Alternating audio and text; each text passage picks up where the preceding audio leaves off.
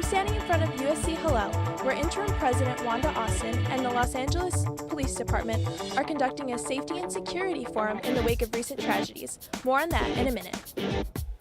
A Los Angeles center held a memorial for the Pittsburgh shooting victims and raised new ways to combat anti-Semitism. And campus groups are reacting to the potential loss of birthright citizenship. We'll hear from a student who may be affected. Annenberg TV News is next.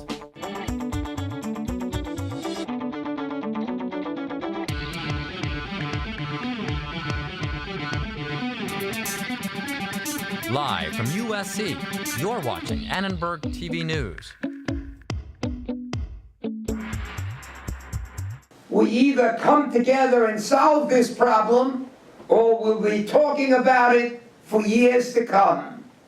It's a great tragedy, what happened in Pittsburgh. Community leaders, including USC Interim President Wanda Austin, are gathering tonight at USC Hillel. Good evening, I'm Roy Pankey. And I'm Sophia Hausch. The focus is on safety and security for the Jewish community. Annenberg Media's Faith Bonds is at USC Hillel now. Faith? Thanks, Sophia. I'm standing outside USC Hillel, USC's Jewish Religious Center and Synagogue on campus. Tonight, President Wanda Austin will be talking about safety and security on campus following the recent events in Pittsburgh. I got a chance to speak with Wanda about our campus's reaction to these events and why it's important to host events such as these. Our hearts go out to the victims. Our hearts go out to the first responders who, without care and concern for themselves, run right into harm's way to help others. It's really important to conduct these events because it gives us an opportunity as a community to come together and support each other, to talk about what we can do to increase our sense of security and safety, and to make sure that people know who have been impacted by this, that there are people here that really care about them and will help them. In order to honor and pay respects to the victims, USC will be hosting a prayer vigil tonight at 7 p.m. at the University Religious Center. Back to you in the studio, Roy. Thanks, Faith. The Simon Wiesenthal Theater held a memorial for the victims and families affected by Saturday's deadly shooting in Pittsburgh. Reporter Yingji Wang talked with community leaders at the memorial. About 100 people came together at the Simon Wiesenthal Theater to mourn the loss of 11 people killed at the Tree of Life Synagogue in Pittsburgh. Here we are, all over our great country and all over the world, talking about the tragic events of Pittsburgh.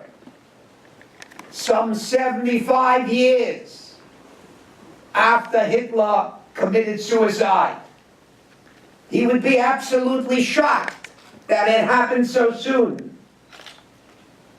My fear is, as horrible as the events in Pittsburgh are, I'm afraid to say it could be the beginning. The study found there has been a marked rise in the number of online attacks against the Jewish community ahead of the election day, and that the vast majority of these accounts are real, not robots.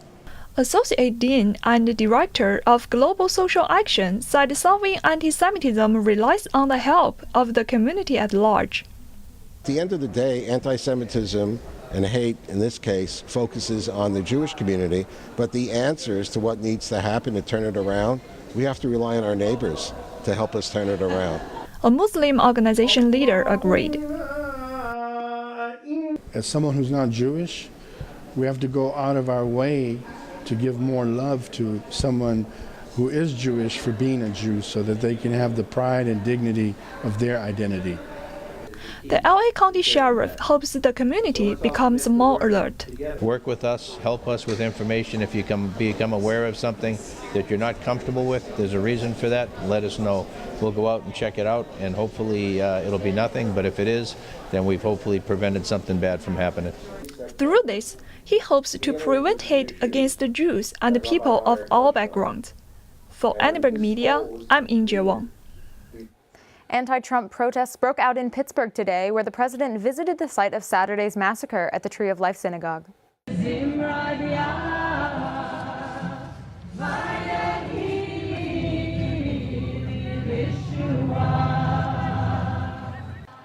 local and congressional leaders declined invitations to join the president and First Lady. The mayor of Pittsburgh told CNN that Trump should not visit because he would create a distraction on the first day of the funerals for the victims. President Trump says he wants to end birthright citizenship for people whose parents are not U.S. citizens. Reporter A'ali'i Duklo shows us how the president's plan could affect some USC students. It was always told to me that you needed a constitutional amendment. Right. Guess 14th what? Amendment. You don't. You don't. In an interview with Axios on HBO yesterday, President Trump said he plans to end birthright citizenship for people whose parents are not citizens. These words were hard to hear for USC student Nicole Park. It can start to feel very discriminatory, and it's just not how I wanted the President of the United States to be. Park's parents are non-citizens from Korea, but she is a citizen because she was born here. She says her parents did not want to tell her they weren't citizens because they did not want to worry her. It's always scary, especially with Trump's presidency. It just got even scarier as to what could have happened to them, especially when they go back to a country they haven't been in for over 20 years. Jean Reese is the co-director of the USC Immigration Clinic. She says the president's statement could become action. It's feasible. As has been the case since this administration was inaugurated, we have seen unprecedented actions in the world of immigration law. The USC Immigration Clinic is located here on the second floor of the Verna and Peter Dottereef Hall. They offer free, confidential consultations to anyone in the Trojan family, including students, faculty, and even family members. But Reese says the president's plan to remove birthright citizenship for children of non-citizens won't happen easily. If there were to be an executive order that comes down, it will be challenged. We'll probably see an injunction. Still, that's not much consolation for people like Park. It doesn't feel acceptable to me. Under the 14th Amendment, all people born in the U.S. are citizens regardless of where their parents come from. For Annenberg Media, I'm A'ali'i Duklo. The outcome of next week's election could be decided by people who don't like either side. A new USC Dornsife LA Times poll finds that many voters disapprove of both Democrats and Republicans. The poll finds that Democrats have the edge nationwide. 57% of likely voters are leaning toward Democrats, while 40% say they plan to vote for Republicans. And this group are mainly independents, lower education, people who are registered in as non-Democrats or non-Republican. The numbers that we reported were among people who said that they were 100% likely to vote. The poll found that 1 in 6 likely voters disapprove of both parties, but they're more likely to vote for Democrats. This is just the opposite of what happened in 2016, when voters who disliked both parties were more likely to vote for Republicans. On election night, all eyes will be on California. Some of the most important congressional races are right here. Our political anchor Morgan Stevens has been looking into these districts. Morgan? That's right. Mail-in voters are already sending in their ballots for the midterms. California will determine the fate of 53 members of Congress on Tuesday, and 8 of those races are highly competitive and could go either way. I spoke with Bob Trump about what we might expect. Trump's numbers are so bad in California, 67, 69% disapproval. And Hillary Clinton carried a lot of what normally would have been kind of suburban Republican districts, that there are now 7, maybe even 8 of those districts that are competitive. And it's conceivable, if there is a blue wave, that Democrats would win most of those districts. Here are California's most competitive congressional districts. In the 50th district, we have Republican incumbent Duncan Hunter, who is facing Democrat Amar Campa-Najjar. This district is usually safe for Republicans, but Hunter is currently under indictment for laundering government money. We have District 25 here, where Republican incumbent Steve Knight is squaring off against Democrat Katie Hill. There's an even split here of Democratic and Republican voters. In 2016, this district elected Knight, but it also went to Hillary Clinton. Democrats have raised 3 times more money than Republicans in this district. And in District 21, Republican incumbent David Valadao faces TJ Cox. 72% of this district is Hispanic, a group that usually supports Democrats. This district voted for Valadeo in 2016, but again, also voted for Hillary Clinton. There are more registered Democrats, but the question is, will they show up to the polls? A week from today, we'll see if any of the pollsters got it right. Tonight at midnight is the deadline to request mail-in ballots. Back to you, Roy and Sophia. Thanks, Morgan. Student co-founders of Vote SC live-streamed a conversation today about the importance of voting for young people. One student founder says that no matter the result, the act of voting is very important. It doesn't always go as you want it to go, but that doesn't mean the system's not working. That doesn't mean your voice wasn't important. And like I was saying earlier, they're still holding up whoever gets elected accountable. Miles and two other Vote SC founders spoke with Professor Bob Schrum of USC Dornsife Center for the Political Future on the Facebook livestream. Only half of eligible millennials cast their votes in the 2016 presidential election, so Vote SC hopes this talk gave practical tips for young voters to get them ready for the polls. Daylight saving time will send the clocks back this weekend, but we'll tell you why this could be the last daylight saving in California. The LA City Council discussed marijuana today. We'll hear what one councilman thinks about illegal dispensaries in LA. And Dia de los Muertos is coming up. We'll show you how some elementary school kids are getting ready to celebrate. We'll be right back. Here's your check.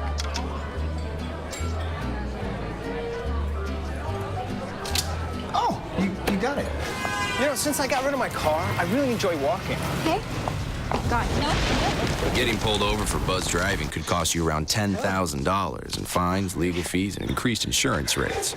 Oh, you're home early. You live with your mom? That'll set your game back a few years.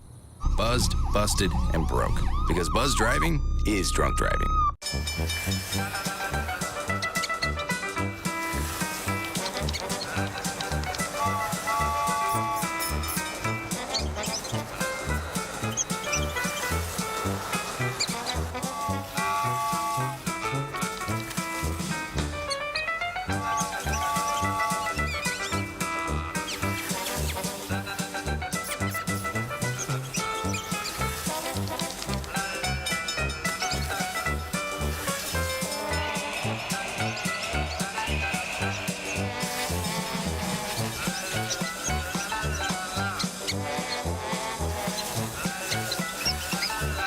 Will spend 15 minutes watching online videos like this one. Brushing for 2 minutes now can save your child from severe tooth pain later. 2 minutes, twice a day. They have the time. The LA City Council is trying to crack down on the number of illegal marijuana dispensaries. Members voted today to simplify the regulations. People are collecting rent in full knowledge that an illegal business is being operated on their property, collecting rent every month. At this moment, none of those people have been sanctioned. LA is one of the largest cannabis markets in the world, but dispensaries that opened after 2007 have a hard time getting a license. That's led to a high number of illegal shops. Right now, LA City's online registry lists 169 pot shops as LA's legal businesses. Dia de los Muertos, or Day of the Dead, is a Mexican holiday celebrated throughout Mexico and the United States. Reporter Brooke Beckton spoke with students about the significance of the holiday. A field trip to a cemetery doesn't sound like much fun for a group of 2nd and 3rd graders. To celebrate Dia de los Muertos, that's exactly what they did. And for 8-year-old Jacob, it's for a good reason. There's also you guys are asking why do we celebrate the Day of the Dead? So we can remember our loved ones, our ancestors who passed away. Elementary students in Los Angeles have taken this field trip for the last 5 years to learn about the multi-day holiday in a creative way. It's a combination of culture, of remembrance, of respect that is paid on this day, and they do this by constructing an altar, which is an ofrenda, and they place all sorts of beautiful items on the altar. In honor of Dia de los Muertos, students were able to paint picture frames, decorate a sugar skull, and get their face painted. 2nd grader Kaylee told me she's making an altar in memory of her Uncle Michael. It's my dad's brother. His name is Michael. Day of the Dead, or Dia de los Muertos, actually runs from October 31st to November 2nd.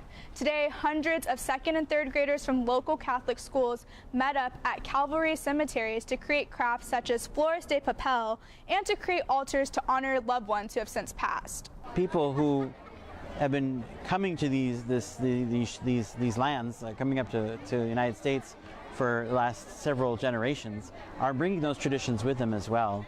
And we want to honor that and respect that. And in a world where there are so many things for children to be afraid of, teachers hope death doesn't have to be one of them. For Annenberg Media, I'm Brooke Beckton. Sophia, I have to say, I am ready for sweater weather. Me too, and it looks like it's going to be perfect weather for trick-or-treating as well. Let's see, let's take it to Sherry with weather. It is perfect weather. Expect sunny skies and plenty of it. Taking a look at current conditions, it's currently 70 degrees and once again sunny. Highs across Southern California tomorrow. It does really become sweater weather, especially in Big Bear. We're talking jacket weather there at 55 degrees. San Bernardino, 83 degrees. And in Simi Valley, 82 degrees. And if you're in Northridge, 82 degrees there as well. Expect about the same as we make it right here in our area in Pasadena, 83 degrees. And on the USC campus, 82 degrees. Now let's take a look at our 5-day forecast, our spooky 5-day forecast. Wednesday, 83 degrees with a low of 60. You can expect about the same across the whole week until Sunday, where it drops down to 75 degrees. And it's about the 60s all the way through, and then 58 degrees on Sunday, a low of that. At least 11 people are dead after heavy rains and high winds swept across Venice, Italy Monday. The severe storm raised the water level over 5 feet, making it the highest peak level reached since December 2008. Venice frequently floods when high winds push in water from the lagoon. Venice has been working on solutions since 2003. Project Moses, for example, is a system of rows of mobile gates and coastal reinforcement, which aims to prevent flooding from the lagoon. Wow, I had no idea Venice flooded that often. I didn't either, but I think that system is so cool. And it's very much so needed. Thanks. Spring forward, fall back. It's the twice-a-year ritual of changing the clocks for daylight saving time. California voters will decide whether to give state lawmakers the power to change this tradition. Annenberg Media's Taylor Elliott has more on what the proposition means for voters. Those dark winter mornings can make getting out of bed a little bit harder. And it's hard to wake up when the sun's not up because there's literally nothing waking you up. You're like, it's still nighttime. This Sunday, the clocks will fall back, making mornings a little brighter. But without daylight saving time, many people in Los Angeles will start their day before the sun comes up. Sunrise wouldn't be until 7:30 a.m. I literally am awake before the sun goes up, and I go home when the sun has gone down again. Say goodbye to that once-a-year extra hour of sleep. Having permanent daylight savings time means no more turning the clocks back in November. But even if California voters decide to make this change, Congress would have to approve, and also the president. We thought that if people voted for Prop 7, it would be saying to Congress and to the legislature, yeah, we think we should explore this. Maybe ultimately we decide, no, we like this change and there's reason to do it. So why put it on the ballot? The LA Times editorial board see it as a way to open up the conversation about daylight saving time, something we've observed since World War II. Was intended rather to save energy. That never really happened, but it sort of became this tradition. I think it's really worth continuing having this discussion about whether it's time to end this somewhat pointless tradition. Until voters decide, make sure to set your clocks back an hour this Sunday, just like every other year. For Annenberg Media, I'm Taylor Elliott. Guys, I heard there has been some switch-ups on the USC football coaching. Yeah, what is that about? Let's toss it to sports anchor Anwar Stetson to find out more. Thanks, Sophia. Offensive coordinator T. Martin was relieved of his play-calling duties. We'll take a look at how he responded. And freshman quarterback JT Daniels has been cleared from concussion protocol.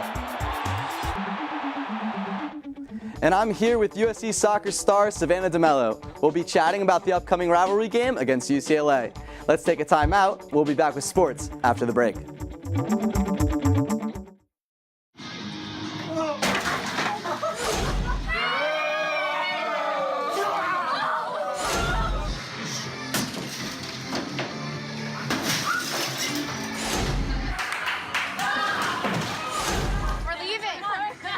Most party fouls are pretty dumb. But if you decide to drink and drive underage, you could lose your license and your freedom. Underage drinking and driving. The ultimate party foul.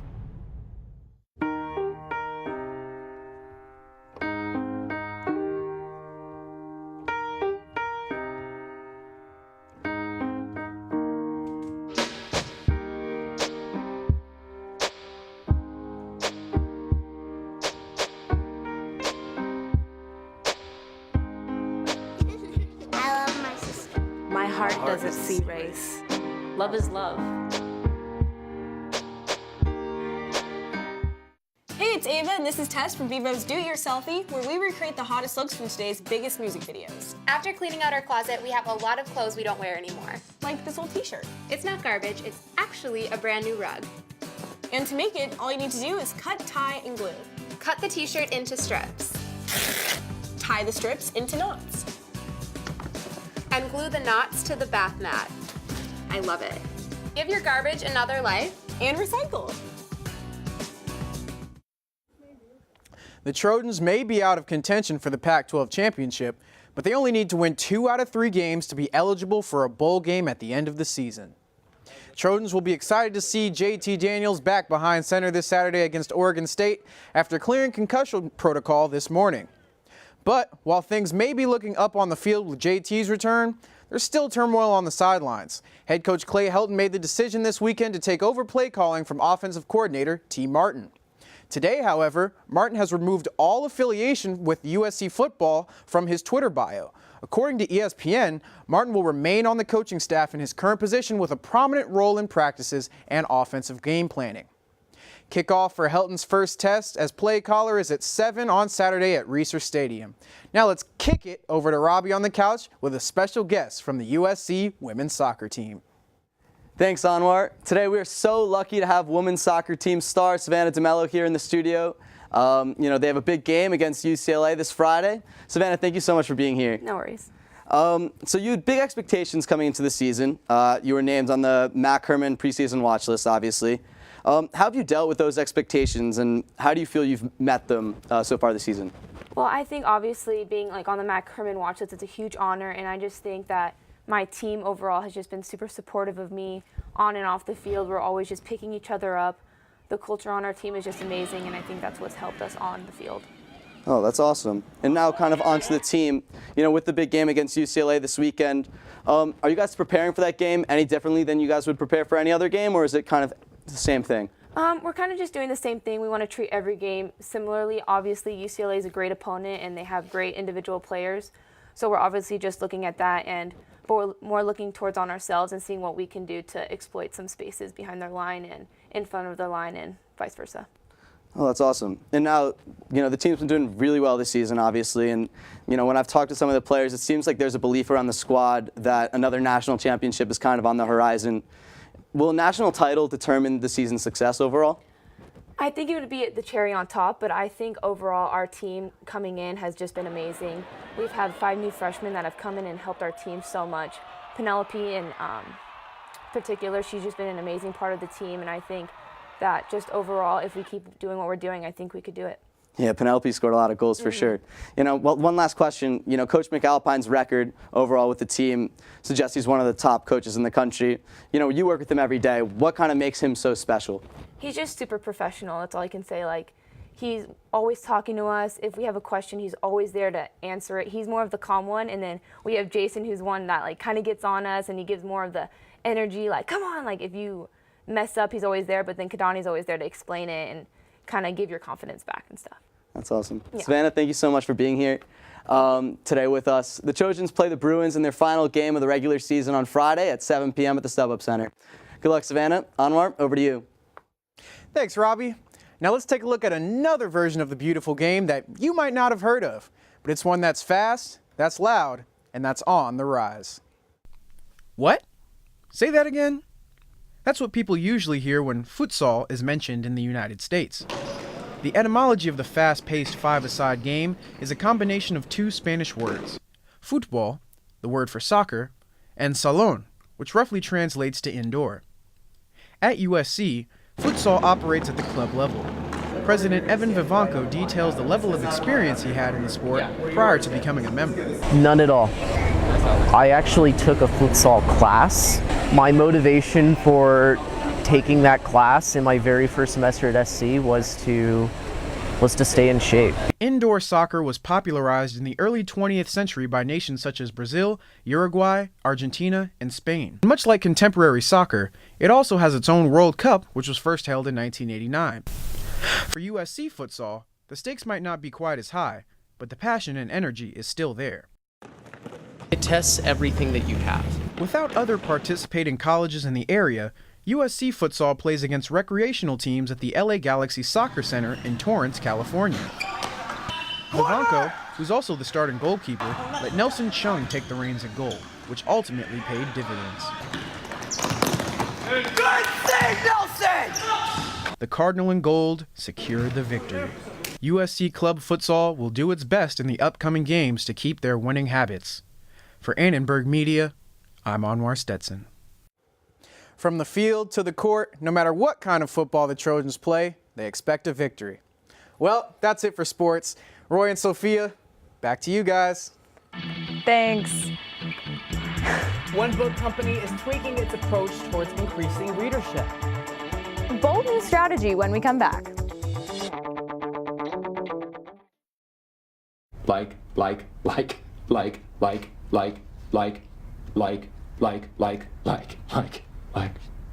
Guys, honestly, 5 more minutes.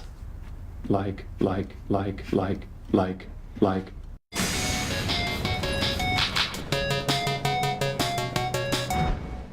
迷惑ボーイ。ここはなんとかしなくちゃ。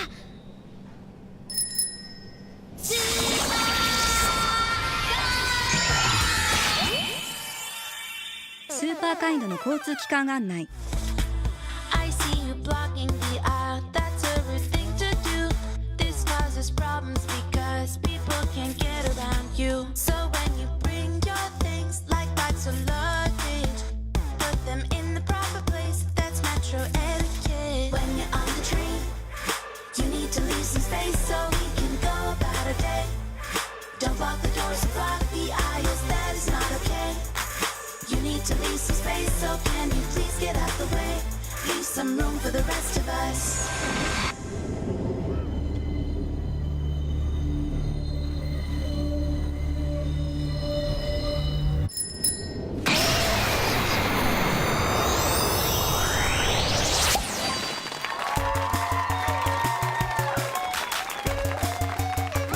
Super Kind のように優しくね。